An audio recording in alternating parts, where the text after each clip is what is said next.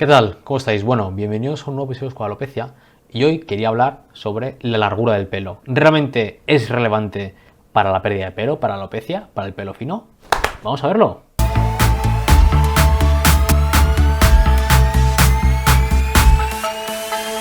La respuesta es que no. En general, no por tener el pelo corto te vas a quedar calvo o calva o viceversa, aunque con algunas connotaciones.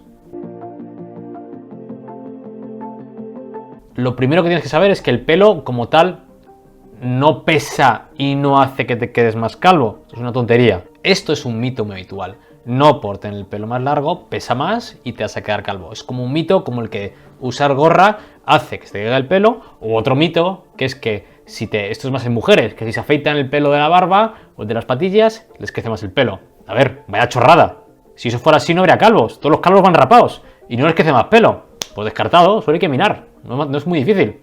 Es que hay algunos mitos que se meten en toda la cabeza y es imposible sacarlos, como el tema del lavado de pelo, que ya he hablado mucho de eso.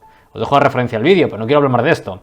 Eso sí, no siempre llevar el pelo largo es buena idea. Vale, ya hemos descartado que tener el pelo largo no es malo para la alopecia androgenética. ¿Pero hay algún problema? Pues a ver, en realidad sí. A ver, os cuento, chicos. El pelo largo solo tiene una posible ventaja, y es estética. Porque a nivel médico el resto de cosas solo da problemas. Fijaos, me explico. Primero, si tienes dermatitis seborreica, es decir, tienes picor en el cuero cabelludo, tienes descamación, es decir, tienes caspita, de cuando te rascas, te aparece caspa, se cae un poco más el pelo, pues si tienes el pelo largo, dificulta la higiene, ¿vale? Y es muy importante en la dermatitis seborreica llevar una higiene exhaustiva, con lavado frecuente de pelo, con champús fuertes, champús anticaspa. Ya he hablado mucho de esto, no quiero comentar más. Arriba está referencia a los vídeos. Con el pelo corto es mucho más fácil que te apliques sobre el cuero cabelludo los champús. Con el pelo largo puede costar un poco más. Es en teoría menos higiénico. Segundo problema, esto es más en mujeres o en hombres con pelo largo. Una causa relativamente habitual que me encuentro en la consulta es gente que refiere caída, es decir, que hacen así y caen mucho pelo de forma crónica. Y en general, diría que el 90% de estos pacientes tienen pelo largo. Casi todas son mujeres, pero cuando son hombres, casi siempre, no siempre, pero casi siempre, tienen pelo largo. ¿Esto por qué es? Puede ser, evidentemente, que el pelo largo está causando la caída de pelo, y ya os he dicho antes que no tiene nada que ver, con lo cual la razón es que el pelo largo evidentemente se ve con más facilidad. Me explico, si a mí se me cae mi pelo, que lo llevo corto, pues mi pelo corto se me caerá como a todo el mundo y apenas lo veo, no me doy cuenta, no me preocupo, no pregunto por él. La gente con pelo largo evidentemente es mucho más aparatoso, además que ese pelo largo se enrolla y a veces hace aquí unas madejas de pelo impresionante. También algo que no es tontería es que me encuentro mucha gente que viene a la consulta después de viajes o de cambios de baño. Viajes porque vas a un hotel en el que el baño es muy blanco, de mármol blanco, tu pelo es oscuro y el pelo que se ha caído de siempre, normal, lo ves más y dices, ostras, que se me está cayendo el pelo. O cuando reforman el baño, cambian de un color más oscuro a un color blanco más moderno y empiezan a ver el pelo que antes no veían porque evidentemente por contraste no se veía tanto. Pero es más por lo que están viendo, no porque ese pelo largo haga que se caiga más, simplemente que se lo ven más frecuentemente. 3. El pelo largo es peor que el pelo corto. Me explico. El pelo, el tallo piloso, esto es inerte, esto es orgánico, pero es tiro, esto es totalmente inerte. No tiene ninguna capacidad de reparación, no la tiene.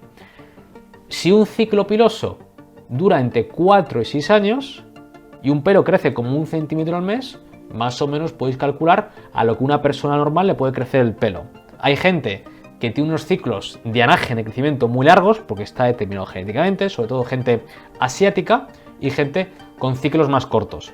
Vale, evidentemente, si este pelo que es inerte y no tiene ninguna capacidad de regeneración, de defensa, de reparación, salvo la caída y aparición de otro pelo, pues si tú estás años con este pelo, cada año el pelo será más largo y evidentemente una persona con un pelo largo es una persona que tiene el pelo dañado. Y esto, por eso habitualmente las mujeres hacen tanto énfasis en reparación de pelo.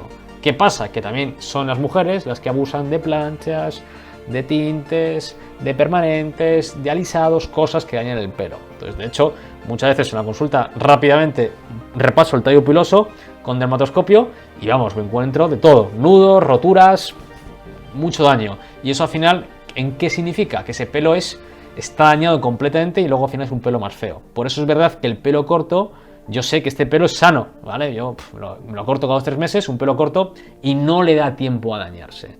Mientras que un pelo largo sí que te esclaviza más a que lo cuides. Si vas a llevar el pelo largo, debes cuidártelo, porque si no va a ser un pelo absolutamente dañado y a nivel cosmético queda bastante mal el efecto, os lo digo. Con poco lustre y como un pelo ralo.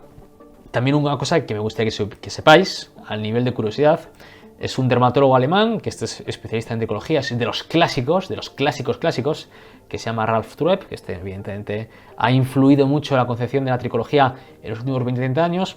Este hombre ha hecho muchísimo por intentar entender la cosmética del pelo y el envejecimiento del pelo. Y yo que he ido a muchas conferencias de este hombre, siempre habla muy bien y él cuenta que a sus pacientes les dice: fijaos, la longitud del pelo tiene que ser inversamente proporcional a la edad del paciente.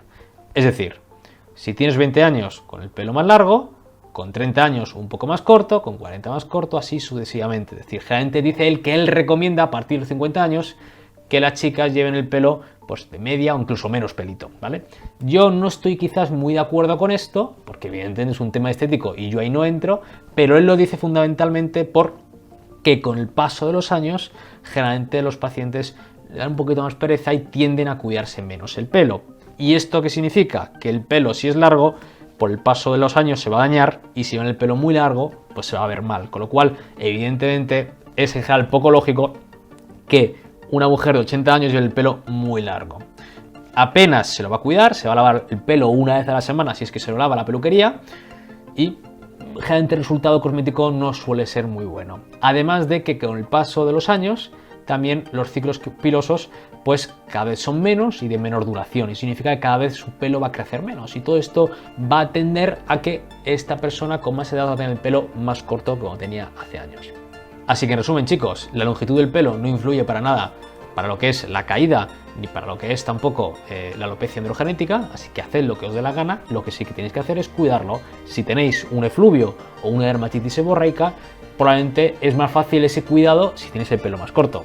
O si tenéis una alopecia androgenética y no queréis hacer tratamiento, también es verdad que queda cosméticamente mejor si es el pelo más corto. Pero podéis hacer lo que os dé la gana, esto es un país libre. Así que nos vemos en el próximo episodio de Escuela Alopecia. Hasta ahora.